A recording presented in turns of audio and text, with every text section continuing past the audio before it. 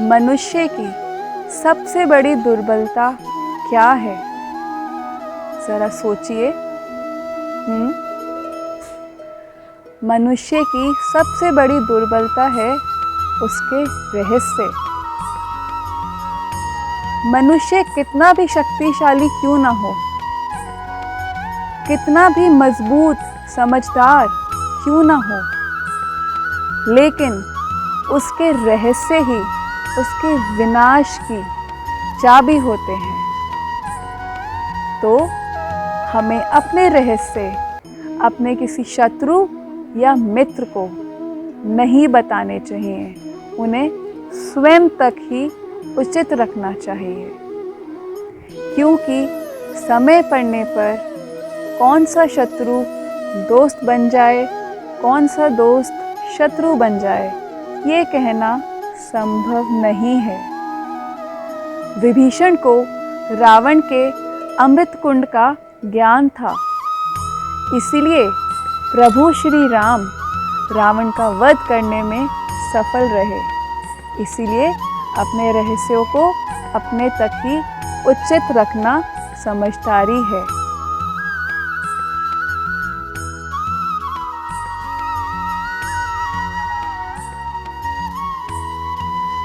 मनुष्य अपने जीवन में सफल होने के लिए क्या क्या नहीं करता, वह दौड़ भाग करता है, कठिन परिश्रम करता है और उसके पश्चात अगर सफलता ना मिले तो वह नकल करता है।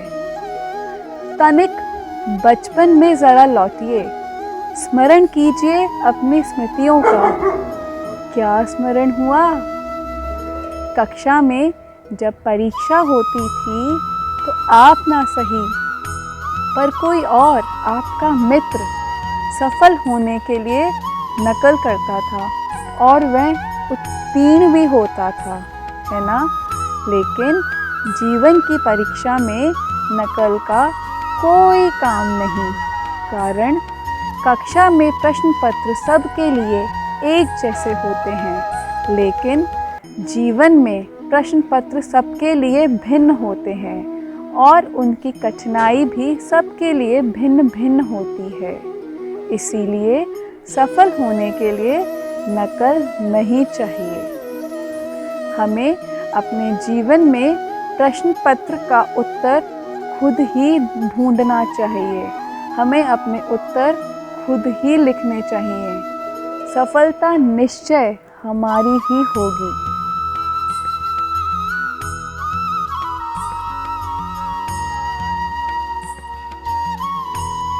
मनुष्य का जीवन सफलता असफलता, विजय पराजय के माध्यम से डोलता रहता है। हम किसी चुनौती पे अगर सफल होते हैं तो हमारा मन प्रसन्नता से झूम उठता है, और अगर हम किसी चुनौती पर विजय नहीं प्राप्त करते तो हमारा जो मन है वो दर्द के सागर में डूब जाता है। परंतु ये सफलता और असफलता है क्या? ये हमारी मनोस्थिति होती है। हमारी पराजय तब नहीं होती जब हमारा शत्रु विजय प्राप्त करता है। हम असफल तब नहीं होते जब हम अपने लक्ष्य को पा नहीं पाते। हम असफल तब होते हैं जब हम प्रयास करना छोड़ देते हैं। प्रयास करते रहना चाहिए, जीत हमारी होगी।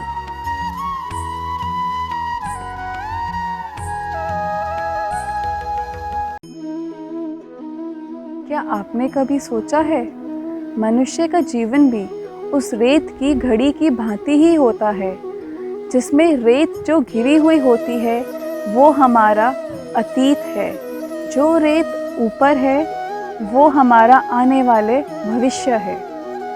लेकिन वर्तमान एक संकुचित स्थल पर है जहाँ से वो रेत धीरे धीरे गिर रही होती है।